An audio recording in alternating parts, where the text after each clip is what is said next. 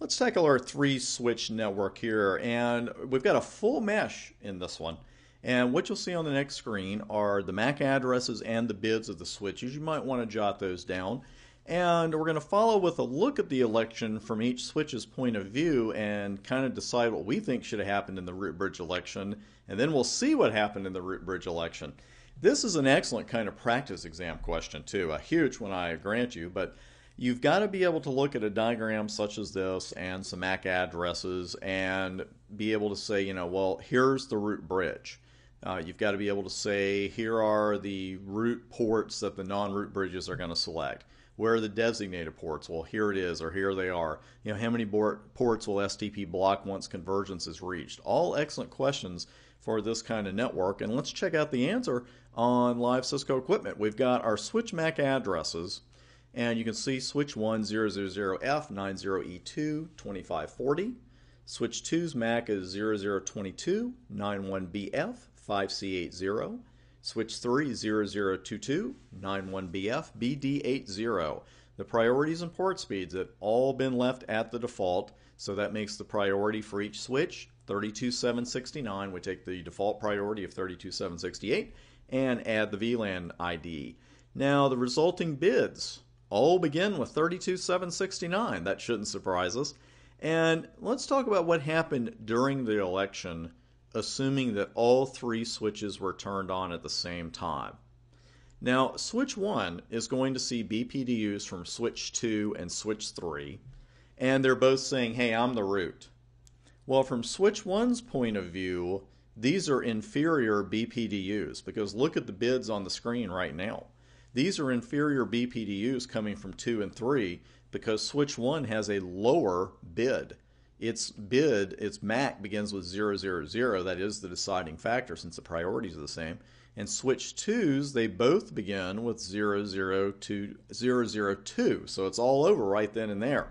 So switch 1 just says, hey, these are inferior BPDUs. They don't bother me. I'm still the root, and I'm going to keep sending out BPDUs that announce myself as the root.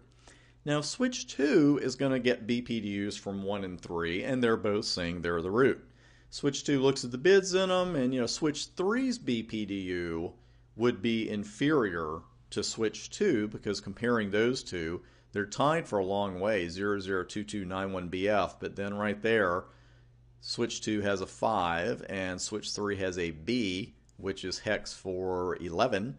So we know that switch 2 has a lower bid than switch 3.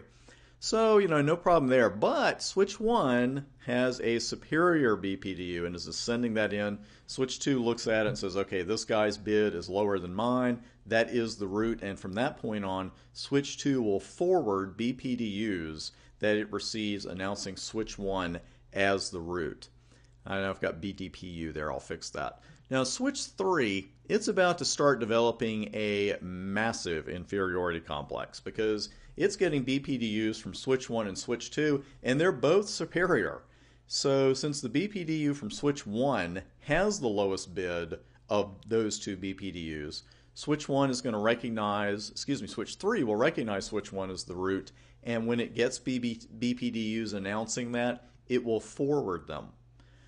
So now we've got a couple of port assignments because as the root switch, switch 1 is going to have both ports placed into forwarding mode, and I'm going to show you the output of show spanning VLAN 1 with that lab. And both of these ports, you'll notice, are designated ports. So here's switch 1 and here's show spanning VLAN 1. You can see a couple of different ways that it won the election. The MAC addresses are the same under root ID and bridge ID.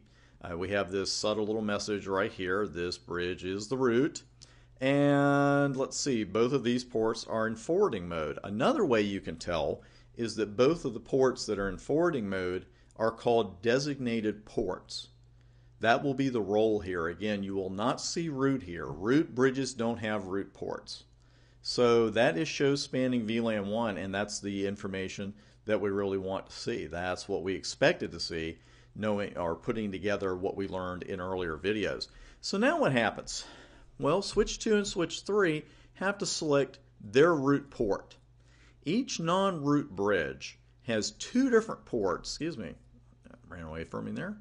Switch 2 and switch 3 need to select their root port. Each non-root bridge has two different ports that it can use to reach the root. But the thing is, the cost is lower for the port that is physically closer to the root bridge. That is not always the case, but we are assuming here all port speeds are the same, and they are because they're all fast Ethernet ports. Now, these ports will be selected as the root port on their respective switches, again verified by show spanning VLAN 1. So let's go over to switch 2 and run show spanning VLAN 1. And you can see right here that switch 2 has got fast 11 as its root port, and it's in forwarding mode. That's the port we're really interested in right now. If we go down over to switch 3,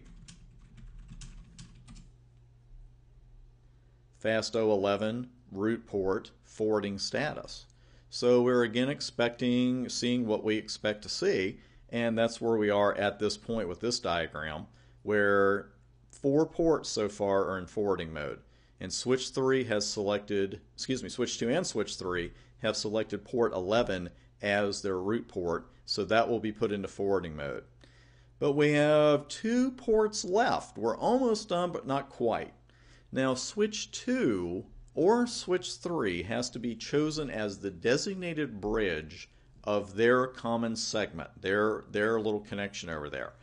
Now the switch that advertises the lowest cost to the root bridge, that will be the designated bridge, and the switch's port on the shared segment will be the designated port, the DP. Now in this network, switch 2 and switch 3 are going to advertise the same cost to each other over the shared segment because they are both, one port away, and that port cost is 19. So the port cost is the same. The cost is the same. What happens if there's a tie like that is the switch with the lowest bid, and there's that phrase again, the switch with the lowest bid will become the designated bridge. And we know that that is switch 2 from looking at the priorities and the bids earlier. Switch 2's fast Ethernet 12 port will be put into forwarding mode and named the designated port for that segment.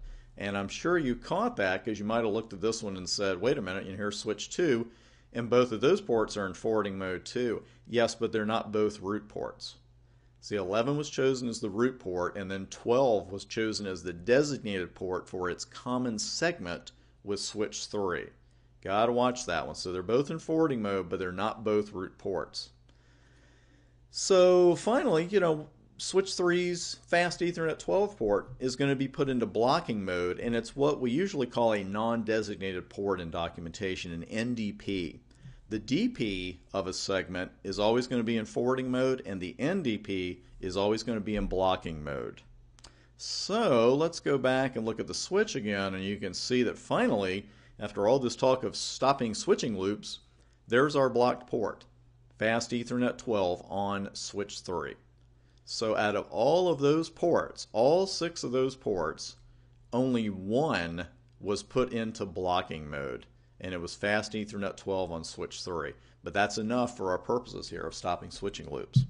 So again, a good idea. This is a great demo. I love this one because it shows you, how the root bridge got elected, how the root ports were selected. It verifies it with show spanning VLAN, and also that designated segment over there, the designated bridge. And then, of course, we have our designated port and non-designated port.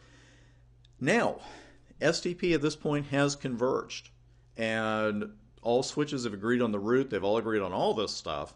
At this point, only the root originates BPDUs. That's why I believe I used the word forwarding when we were talking about switch 2 and switch 3. They will now forward BPDUs they receive, announcing switch 1 as the root. They're not originating them, they're forwarding them. The other switches, the non-root switches, will receive them, they'll read them, they'll update the cost, we'll talk about that in an upcoming video, and then forward them, but they don't originate them. The wild thing here, though, the great thing about this topology is that out of the 6 ports, only 1 was put into blocking mode, but that's enough for our purposes. Pretty cool stuff there. On the next video, let's see what kind of trouble we're going to get into. We're going to talk about what happens with some different speeds. I'm going to talk about some STP port costs and some defaults that you should know for the exam. and then we're going to march on with more STP from there. So I'll see you there.